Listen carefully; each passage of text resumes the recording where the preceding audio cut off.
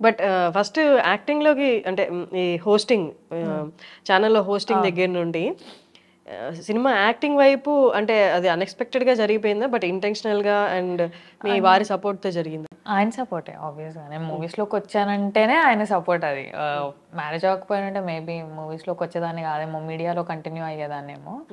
మీడియాలో అదే టీ న్యూస్‌లో చేస్తున్నాం అప్పటికి. ఇట్లా ఆపర్చునిటీ ఉంది, ఆడిషన్స్ అవుతున్నాయంట శేఖర్ కమ్లా సార్‌ది, వెళ్దాము అని ఆయనే తీసుకెళ్లారు. ఓకే. సో అప్పటికే ప్రేమం చూసేసి ఉన్నాం మేము. ఐ లవ్ సాయి పల్లవి అప్పటికే. సో నా థాట్ ఎలా ఉందంటే ఇది రావాలి అనేది కాదు, నాకు చిన్నప్పటి నుంచి ఉంది మూవీస్ చేయాలి, యాక్టింగ్ అంటే ఇష్టం. ఎలా ఉండదంటే ఒక సినిమా చూసి ఎమోషనల్ సీన్స్ అవి ఇవి బాత్రూమ్ లో వెళ్ళి యాక్షన్ చేసుకునేదాన్ని అన్నమాట, ఊరికే సరదాగా. బాత్రూమ్ సింగర్స్ లాగా బాత్రూమ్ ఆర్టిస్ట్ అన్నమాట నేను. సో అలా ఉండేది, కానీ మనకి ఎవరు లేరు కదా ఇండస్ట్రీలో, త్రూ రావడానికి ఎవరు లేరు, చేస్తే డైరెక్ట్ చేయాలి అంత ధైర్యం లేదు, ఏమవుతుందో తెలీదు. సో కొన్ని ఉంటాయి కదా ఇంప్రెషన్స్ పేరెంట్స్ కి కూడా, ఇండస్ట్రీ అలా ఇలా ఇలా ఇలా అని. సో నేను ఐ నెవర్ ట్రైడ్ డైరెక్ట్లీ. మీడియాలో ఉన్నాను, ఓకే సంపాదించుకుంటున్నాం చేసుకుంటున్నాం, ఓకే ఈ ప్రొఫెషన్ కూడా నాకు ఇష్టమే, చేసుకుంటున్నా హ్యాపీ. ఇలా వచ్చింది వెళ్దాము అని అంటే I just only said one word, okay నాన్న. ఐ కాల్ హిమ్ నాన్న, మై హస్బెండ్. సో ఓకే నాన్న వెళ్దాము, చేద్దాము, వచ్చింది లేకపోతే లేదు, కానీ ట్రై చేస్తా, ఓకే, మిస్ చేయొద్దు సాయి పల్లవితో కదా, ఒక్క ఆడిషన్ అయితే ఇద్దాము, వస్తే వచ్చింది లేకపోతే లేదు అనుకొని వెళ్ళా అనమాట. సో వచ్చినా హ్యాపీయే, రాకపోయినా హ్యాపీయే, ఆడిషన్ ఇచ్చాను వచ్చాను అంతే, ఇంకా చాలు. సో అలా ఉండే, అలా వచ్చింది ఫిదా. ఓకే. ఫస్ట్ మీడియాలోకి అంటే ఏంటి, మీరు కోర్స్ మాస్ కమ్యూనికేషన్ అలా చేసి మీడియాలోకి లేకపోతే ఇలాగా? ర్యాండమ్గా వచ్చా నేను. నాది బీఎస్సీ ఎలక్ట్రానిక్స్. సో అక్కడ లోకల్ ఛానల్లో వేకెన్సీ ఉంది, ఇలా హైర్ చేసుకుంటున్నారు అని మా క్లాస్ టీచర్ చెప్పారనమాట, అనిత జ్యోతి టీచర్ అని. టీచర్ నోస్ ఎవ్రీథింగ్, మా ఫ్యామిలీ, మా ఫినాన్షియల్ స్టేటస్, నేనేంటి నేను ఎలా అనేది అన్నీ తెలుసు అనమాట ఆవిడకి. సో ఇలా వెళ్ళు, ఉంది ఓపెనింగ్ ఉంది, పాకెట్ మనీ కన్నా వస్తాయే వెళ్ళు అని పంపించారు. సో అలా వెళ్తే మీడియాలో వచ్చింది, లోకల్ ఛానల్ మీడియాలో న్యూస్ రీడర్గా వచ్చింది. అది అయిపోయింది. నా గ్రాడ్యుయేషన్ ఫైనల్ ఇయర్ ఎగ్జామ్స్ అవుతున్నప్పుడు ఆ ఛానల్ ఎండి గారు ఉండి ఇట్లా V6లో వేకెన్సీ ఉందంట, ట్రై చెయ్యు అన్నారు. ఆయనే చెప్పారా? ఆయనే చెప్పారు. Oh that's nice. నాకు ఉండే V6లో తీన్మార్ ప్రోగ్రామ్ అంటే నాకు చాలా ఇష్టం ఉండేది, ట్రై చేయాలి అని ఉండే, but not immediate after graduation. నాకు ఎంఎస్సీ ఎలక్ట్రానిక్స్ చేయాలని ఉండే. Okay okay. అంటే పర్స్యూ అవ్వాలని లేదు, దాని తర్వాత ఫర్దర్కి వెళ్ళాలని లేదు, I just want that MSc electronics అనేది కావాలి నాకు అని. కానీ ఇమ్మీడియట్ గా బిఎస్సీ తర్వాతే వచ్చేసింది జాబ్. అలా నేను V6లోకి ఎంటర్ అయ్యా అంతే. నాకు మాస్ కమ్యూనికేషన్స్ ఇవేం చేయలే నేను. ఓకే, ర్యాండమ్ గా పాకెట్ మనీ కోసం జాయిన్ అయ్యి కంప్లీట్ ప్రొఫెషన్ అది అయిపోయింది. That's nice. But me family గురించి చెప్పండి. అంటే మీరు అన్నారు పాకెట్ మనీ కోసమే జాయిన్ అయ్యాను అని, ఒక్కసారి మీ ఫ్యామిలీ బ్యాక్గ్రౌండ్ గురించి ఒక్కసారి. నాన్న ప్రైవేట్ ఎంప్లాయీ, అమ్మ ఇంట్లోనే హౌస్ వైఫ్, చిన్నగా టైలరింగ్ అది చేసేదన్నమాట, నార్మల్ బ్లౌజెస్ ఫాల్స్ ఇవి కుట్టేది. నాకు చెల్లె, నేను ట్యూషన్స్ చెప్పేదాన్ని. చెల్లె స్కూలింగ్ ఆ ఏజ్లో, నేను ట్యూషన్స్ చెప్పేటప్పటికి తన స్కూలింగ్. అంతే, ఇంకా మినిమం ఉండేది ఇంట్లో, ఎక్కువ ఉండేది కాదు ఏమి. వచ్చినవి కూరగాయలకి దానికి దీనికి. మా అమ్మే అప్పుడు ఇప్పుడు బట్టలు కొని మా పప్పకి తెలియకుండా దాచిపెట్టేది ఉన్న వాటిలో. ఎందుకు ఖర్చు అనే డిస్కషన్ రావద్దు ఇంట్లో, వీళ్ళకి అవసరం వస్తుంది అన్నట్టు కొనిపెట్టేది. మా పప్ప మళ్ళీ నడవండి బట్టలకి వెళ్దామని ఉన్నప్పుడు, మా పప్ప దగ్గర ఉన్నప్పుడు మళ్ళీ మమ్మల్ని బట్టలకి తీసుకెళ్ళడము, మా బ్యాగ్స్కు అలా. మాకు సిస్టర్స్ ఉన్నారు, సో బట్టలు కానీ బ్యాగ్స్ కానీ కొన్ని తెలుసు కదా, కజిన్స్ దగ్గర నుంచి మన వరకు వస్తా ఉంటాయి, అలా వచ్చేవి. మాకు ఇంకా మా అమ్మ నాన్న, నేను పెద్ద అమ్మాయిని కాబట్టి ఇంట్లో మనకు కొంచెం చెల్లెకి సాక్రిఫైస్ చేయడము, ఇయ్యడము, దాన్ని చూసుకోవడము, అడ్జస్ట్ అవ్వడము, ఉన్న దాంట్లో అడ్జస్ట్ అవ్వడం అనేది నేర్పించారు అంతే. వాటితోనే ఇప్పటికీ కూడా ఉన్న దాంట్లో ఎంత అడ్జస్ట్ అవ్వగలుగుతాము, మనకు కావాలి అనుకునేది మనం ఎప్పుడు తీసుకోగలుగుతాము అనే క్లారిటీతోని ఉంటాం అంతే. ఉన్నాం ఇప్పుడైతే.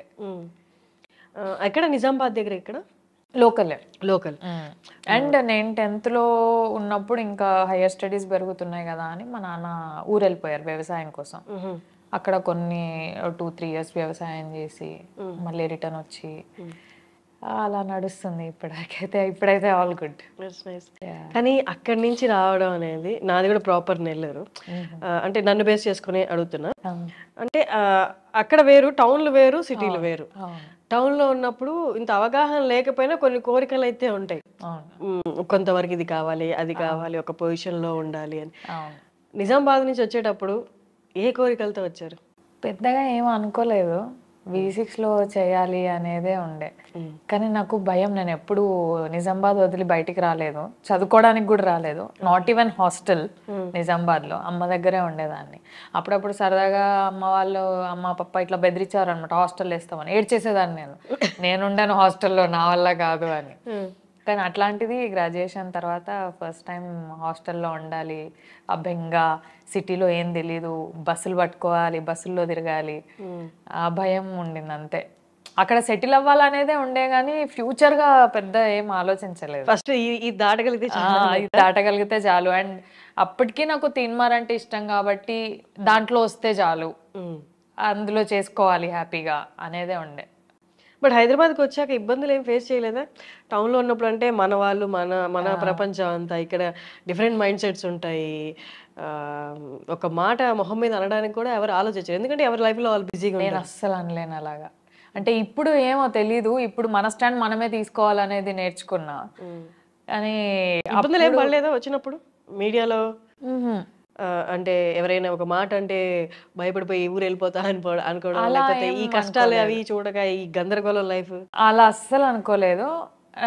ఎప్పుడు కూడా మా పప్ప చెప్పేవాడు అనమాట, మరీ ఇబ్బంది అనిపిస్తే వచ్చే బేట, ఉండకు, నేనున్నా, నేను చూసుకుంటా, కష్టపడకు అంటే మరీ అని. కానీ చిన్నప్పటి నుంచి నేర్చుకుంది, వీ హ్యావ్ టు లెర్న్, మనం నేర్చుకోవాలి. ఏదైనా సరే ట్యూషన్స్ చెప్పడం అయినా కూడా నేర్చుకునే ప్రాసెస్ అది, నేర్చుకోవాలి. సో అలాగే ఉండే నాకు కూడా, నేర్చుకోవాలి, బస్సెస్ పట్టుకోవాలి. పప్ప ఒకటే చెప్పేవాళ్ళు అనమాట, మనకు తెలియదు అంటే అడగాలి, అడగడంలో తప్పు లేదు, తెలీదు అడిగి తెలుసుకోవాలి అంతే. సో ఇప్పటికీ ఏదన్నా తెలియకపోతే ఇప్పుడు గూగుల్ వచ్చింది, అప్పుడు అంత అవగాహన లేదు కదా, జావా, సామ్సంగ్ జావా ఫోన్లు, ఇంటర్నెట్, ఈ సింబల్ ఇంటర్నెట్లు, ఇవే కదా. సో నేర్చుకోవాలి అనే ప్రాసెస్లోనే ఉండే. కానీ ఆఫీస్లో భయం వేసేది, ఎవరు ఏ డెసిగ్నేషనో తెలీదు, మనం కొత్త, వీళ్ళ దగ్గర పోయి పలానా అని అడిగితే నన్ను అడుగుతుందా అని ఫీల్ అవుతారేమో అన్న భయం, నన్నే అడుగుతుందా అనే భయం, ఎవరిని ఏం అడగాలో తెలియదు, ఎవరిని ఏం మాట్లాడియాలో తెలియదు. అలా కూర్చొని మూలకు కూర్చొని పేపర్ చదువు అని అంటే పేపర్ చదువుకునేదాన్ని, వాయిస్ ఓవర్స్ చేసేదాన్ని. ఆ ప్రాసెస్లో కొంచెం హ్యాపీగా, కంఫర్టబుల్గా మా ఆయన పరిచయం అయ్యారు అనమాట. సో తర్వాత తీన్మార్ వచ్చినప్పుడు భయం లేదా? మీ ఆయన వచ్చి మాట్లాడినప్పుడు అసలే సిటీ ఎవరో ఏంటో తెలియదు, ఈయన వచ్చి మాట్లాడుతున్నారు అని ఫస్ట్ భయం ఏమీ లేదా? లేదు. అంటే ఆయన ఫన్నీ, జోవియల్గా ఉండేవాళ్ళు. నేను మాట్లాడేది ప్రోగ్రామ్కి సంబంధించిన 2-3తోని ఎక్కువ మాట్లాడేదాన్ని, మిగిలిన వాళ్ళతో నార్మల్గా వాళ్ళు పని ఇస్తే పని, పేపర్ వాయిస్ ఓవర్ పేపర్ ఇస్తే వాయిస్ ఓవర్ వరకే మాట్లాడేదాన్ని. అంతకుమించి మాట్లాడాలంటే భయం.